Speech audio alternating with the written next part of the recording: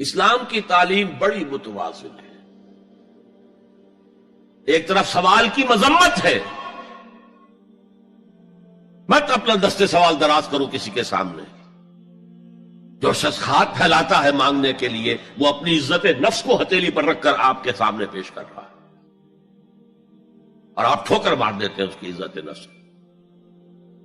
مانگو اللہ سے، اللہ کسی کے دل میں ڈالے تمہاری ضرورت پوری کر سکتا ہے، بغیر اس کے کہ تم کسی کے سامنے دستے سوال دراز کرو. تو سخت مذمت ہے. اور خاص طور پر بیگری جو ایک انسٹیٹیوشن بن گیا ہے، ایک پیشہ بن گیا ہے، وہ تو اسلام کی تعلیمات کے منافی ہے. اور جس طرح کی ہم خیرات بانٹتے ہیں، 5 روپے کا نوٹ دے رہے ہیں مانگنے والوں کو مسجدوں کے باہر، سمجھ رہے ہم نے حاتم طائی کی خبر کو لات مار دی، حالانکہ حقیقت میں آپ انسٹیٹیوشن آف بیگری کو سپورٹ کر رہے ہیں. کسی ایک کو لے لو، آؤ چلو مجھے اپنا گھر دکھاؤ، مجھے بتاؤ تم واقعی اس قابل ہو یا نہیں ہو، اور پھر اس کی مدد کریں، لمسم کریں. پھر وہ 5 روپے نہیں ایسی دیں کہ وہ کچھ اپنے پاؤں پر کھڑا ہو سکے. میں نے 1 روپیہ نہیں کہا کہ 1 روپیہ تو اب کوئی شے نہیں رہی، لیکن یہ کہ 5 روپے کا نوٹ بھی آپ نے تقسیم کرنے شروع کر دیے، یہ کیا ہے؟ وَالسَّائِلِينَ وَفِي الرِّقَابِ. لیکن دوسری طرف سائل کو جھڑکنا نہیں ہے. اما السائل فلا تنہر، جھڑکو نہیں. اچھا بھائی نہیں، معاف کرو میرے پاس اس وقت آپ کی مدد کے لیے کچھ نہیں ہے، میں کچھ نہیں کر سکتا. تو ان دونوں کے درمیان اصل میں معاملہ ہونا چاہیے. بلکہ یہاں تک بھی فرمایا سائل کو ضرور دو، چاہے وہ گھوڑے پر سوار ہو کر تمہارے دروازے پہ آیا. کیا پتا اس کی واقعی الجھن کیا ہے. تو سوال کی مذمت اور سائل کو جھڑکنے کی ممانعت. حتی الامکان خالی ہاتھ نہ لوٹاؤ. اس نے اپنی عزت نفس اپنی ہتھیلی پر رکھ کر تمہاری سامنے پیش کر دیا، اسے ٹھوکر نہ مارو. لیکن جیسا کہ میں نے عرض کیا، یہ انسٹیٹیوشن آف بیگری جو ہے یہ ایک علیحدہ شے ہے، بالکل اس کا اس سے کوئی تعلق نہ سمجھیے. وفی الرقاب، رقاب جمع ہے رقبہ، گردن. فک رقبۃ او اطعام فی یوم ذی مسغبۃ یتیما ذا مقربۃ او مسکینا ذا متربہ. فک رقبۃ، کسی کی گردن چھڑا دینا. اس وقت سب سے بڑی ایپلیکیشن اس کی تھی غلاموں کو، کنیزوں کو اپنے پیسے سے خرید کر آزاد کر دینا. بہت بڑی نیکی، بہت بڑی نیکی.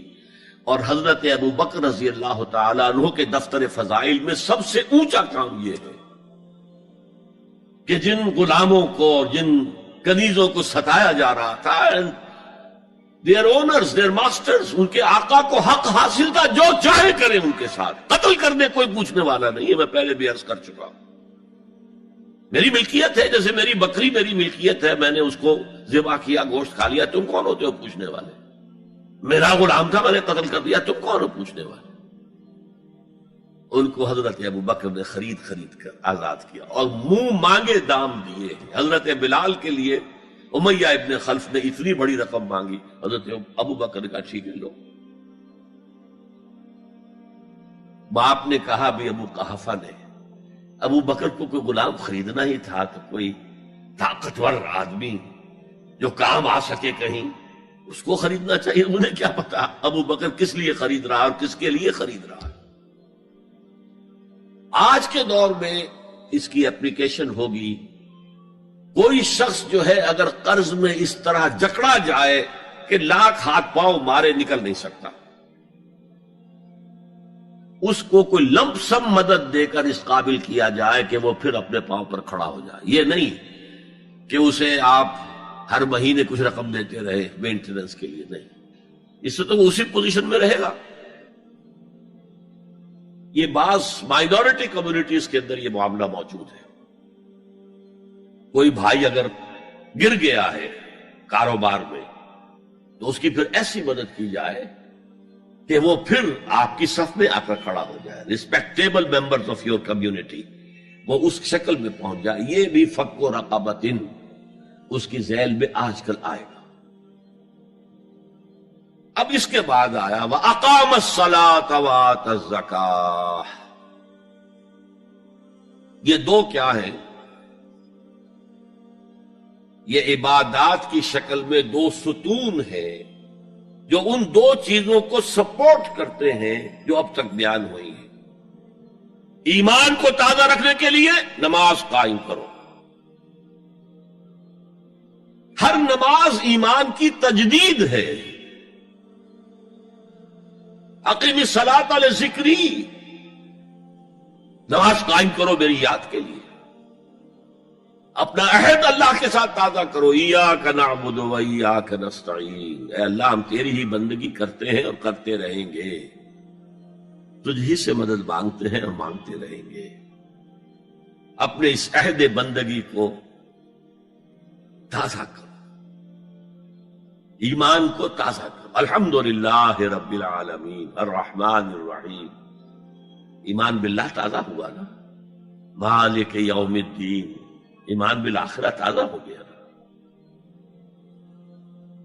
یہ ہے ایمان کو قائم رکھنے کے لیے، نیکی کی اس روح کو برقرار رکھنے کے لیے اللہ تعالی کی طرف سے یہ ستون ہے. الصلاۃ عماد الدین، دین کا ستون ہے یہ نماز. اس بحث میں اس کا مقصد کیا ہے وہ میں نے بیان کر دیا. بعد میں کیوں آ رہا ہے؟ یعنی کہ اصل شے ہے ایمان، اور ایمان کو سپورٹ کرنے والا ستون ہے نماز. عملی نیکی میں اصل شے ہے ہمدردی، ہمدردی میں مال خرچ کرنا، اور اس کے لیے ستون ہے زکوٰۃ. کم سے کم یہ 2.5% تو نکالو. بوتل کا کارک تو کھل جائے، پھر اور بھی دو اور بھی دو اور بھی دو. یہ تو obligatory ہے، یہ تو فرض ہے، یہ تو لازم ہے. لیکن مقصد کیا ہے؟ اس کو جو سمجھ لیا بس یہی زکوٰۃ ہی ہمارے ذمے میں ہے، وہ بڑے مغالطے میں. حضور نے فرمایا صلی اللہ علیہ وسلم ان فی المال حقا سوى الزکوٰۃ. اے مسلمانوں یہ نہ سمجھنا کہ بس زکوٰۃ ادا کر دی تو تمہارے مال کا سارا حق ادا ہو گیا. ان فی المال حقا سوى الزکوٰۃ، تمہارے اموال میں حق ہے اللہ کا زکوٰۃ کے علاوہ بھی. اور پھر آپ نے یہ آیت پڑھی وَآتَى الْمَالَ عَلَىٰ حُبِّهِ ذَوِي الْقُرْبَىٰ وَالْيَتَامَىٰ وَالْمَسَاكِينَ وَابْنَ السَّبِيلِ وَالسَّائِلِينَ وَفِي الرِّقَابِ وَأَقَامَ الصَّلَاةَ وَآتَى الزَّكَاةَ. یہاں آتا زکوٰۃ تو ہے ہی ہے، اس سے پہلے جو آ رہا ہے یہ سرپلس ہے، اس سے آگے کی بات ہے، یہ ایڈیشنل ہے. اسی لیے جب انفقوا انفقوا انفقوا انفقوا انفقوا کی جو تکرار ہوتی ہے قرآن مجید میں، تو ایک جگہ پھر سوال کیا صحابہ نے کتنا خرچ کرے حضور؟ فرمایا قل العفو، کہہ دو جو بھی ضرورت سے زائد دے ڈالو. Don't accumulate, don't retain any thing.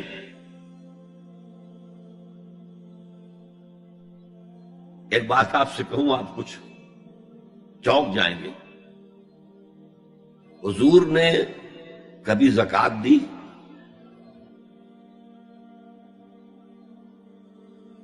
کبھی نصاب کے بقدر پیسہ آپ کے پاس جمع ہوا کہ آپ پر زکوٰۃ واجب ہوتی؟ ایسی عجیب بات ہے. ارکان دین میں سے ایک رکن سرے سے غائب. کبھی آپ نے مال رکھا ہی نہیں. حضور کا اسوہ ہم جانتے ہیں، مسواک کر لی ہے، پانچے جو ہے ٹخنے سے اوپر کر لیے ہیں، یہ اسوہ ہے. ہاں ہے، یہ بھی ہے، ٹھیک ہے، سنت ہے. اسوہ تو یہ ہے. اور صرف آپ کا نہیں، جنہیں ہم کہتے فقراء صحابہ، ابو ہریرہ، ابو ذر، سلمان فارسی، علی رضی اللہ تعالی عنہ اجمعین، یہ فقراء صحابہ میں سے تھے. کبھی کچھ نہیں رکھا اپنے پاس. میں نے بتایا تھا آپ کو شاید کہ حضرت علی کی جب شادی ہو رہی تھی حضرت فاطمہ سے، کوئی مکان تھا ہی نہیں، کہاں لے کے جائیں؟ ایک انصاری نے ایک حجرہ دیا ہے اپنے مکان کا، اس میں حضرت فاطمہ ودا ہو کر گئی. He didn't have any home. ابو ذر وہ تو دوسری انتہا کو چلے گئے تھے. قانون یہی ہے، حلال سے کماؤ، اگر ایک حد سے آگے بڑھ جائے تو زکات دے دو، باقی تمہارے اختیار میں ہے، دینا چاہو دو، نہ دینا چاہو رکھو اپنے پاس. قانون اس سے زیادہ آپ کو پابند نہیں کرے گا. کبھی بھی آپ نے جبر نہیں کیا، ایمرجنسی میں بھی جبر نہیں کیا. ایک واقعہ آتا ہے کہ حضور کو کئی وقت کا فاقہ تھا. تھوڑی دیر کے بعد حضرت ابو بکر آئے، آپ نے چہرے سے پہچان لیا کہ فاقے سے. پھر حضرت عمر آئے، پہچان لیا کہ فاقے سے. شاید حضور خود اپنے لیے نہ اٹھتے نہ جاتے، اپنے دونوں ساتھیوں کو لے کر ایک انصاری کے باغ میں پہنچ گئے. انصاری کی عید ہو گئی، فوراً لا کر اس نے کچھ کھجوریں کچھ انگوروں کے گوشے رکھے. اس کے بعد وہ دوڑا چھری لے کر کسی جانور کو ذبح کرنے کے لیے. یہ ساری تفصیلیں میں کیا بتا رہا ہوں. نال یہ نہیں تھا کہ مدینے میں سبھی فاقے سے تھے، موجود تھے جن کے پاس مال تھا، لیکن جبرن آپ نے کسی سے کچھ نہیں لیا. جب وہ چھری لے کر چلا، فرمایا دیکھنا کسی دودھ والے جانور کو نہ ذبح کرنا. بہرحال کچھ دیر کے بعد وہ گوشت پکا کر لایا، روٹیاں رکھی. اس کے بعد حضور نے ایک روٹی پر چند بوٹیاں رکھ کر کہا یہ عائشہ کو دے آؤ، اسے بھی کئی وقت کا فاقہ ہے. اور پھر حضرت عمر کی طرف رخ کر کے کہا عمر یہ ہے وہ نعمتیں جس کا حساب دینا پڑے گا اللہ کے ہاں. وَأَمَّا بِنِعْمَةِ رَبِّكَ فَحَدِّثْ، اور یہ جو فرمایا گیا الْهَاكُمُ التَّكَاثُرُ میں نعمتوں کا حساب لیا جائے. وَلَا تُسْأَلُنَّ يَوْمَئِذٍ عَنِ النَّعِيمِ، فرمایا یہ نعمتیں ہیں. یہ ہے اصل میں انفاق کا معاملہ، آپ کے اس پر چھوڑ دیا گیا ہے. جتنا بھی آپ میں جذبہ ہے، جتنا بھی آخرت کا یقین ہے، اتنا ہی آپ پسند کریں گے کہ آخرت کے بینک میں جمع کرائیں، یہاں کے بینکوں میں کیوں جمع کرائیں. یہاں کتنا دے دیں گے آپ کو؟ 10%، 20%. وہاں 700% ملتا ہے. 700% نہیں، 7,000، 700 گنا. Why to keep it in these banks؟ حضرت مسیح کا جو پہاڑی کا واس بہت مشہور ہے، سرمن آف دا ماؤنٹ، بڑے پیارے الفاظ ہیں. میں آپ سے اپنا تاثر عرض کیے بغیر نہیں رہ سکتا. جہاں تک مواعظ کا تعلق ہے، جو حضرت مسیح کے مواعظ آئے ہیں ان سے اونچے واعظ کوئی ممکن نہیں. اسی میں یہ جملہ بھی ہے، دیکھو اپنا مال زمین پر جمع نہ کرو، جہاں چوری بھی ہوتی ہے ڈاکہ بھی پڑتا ہے، کیڑا بھی خراب کرتا ہے. آسمان پر جمع کرو جہاں نہ چوری کا اندیشہ، نہ ڈاکے کا خوف، نہ کیڑا خراب کر سکے. اس لیے کہ میں تم سے سچ کہتا ہوں کہ جہاں تمہارا مال ہوگا وہیں تمہارا دل ہوگا. مال یہاں ہوگا تو دل اٹکا ہوا ہوگا، اور فرشتے اس طرح گھسیٹ کر کھینچیں گے آپ کی جان کو جیسے کہ سیخ پر سے کباب کھینچا جاتا ہے. اور اگر دل وہاں لگا ہوا ہے جس کے لاکھوں کروڑوں ڈالر سوئس بینکس میں جمع ہیں، اسے کہا جائے نکل جاؤ پاکستان سے، اسے کوئی تکلیف ہوگی؟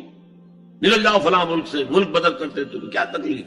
میرے بینک کے اندر پیسے ہیں. البتہ جس کا باہر کچھ نہ ہو اسے اگر یہ دی جائے سزا تو اس کی تو جان پر بن جائے گی.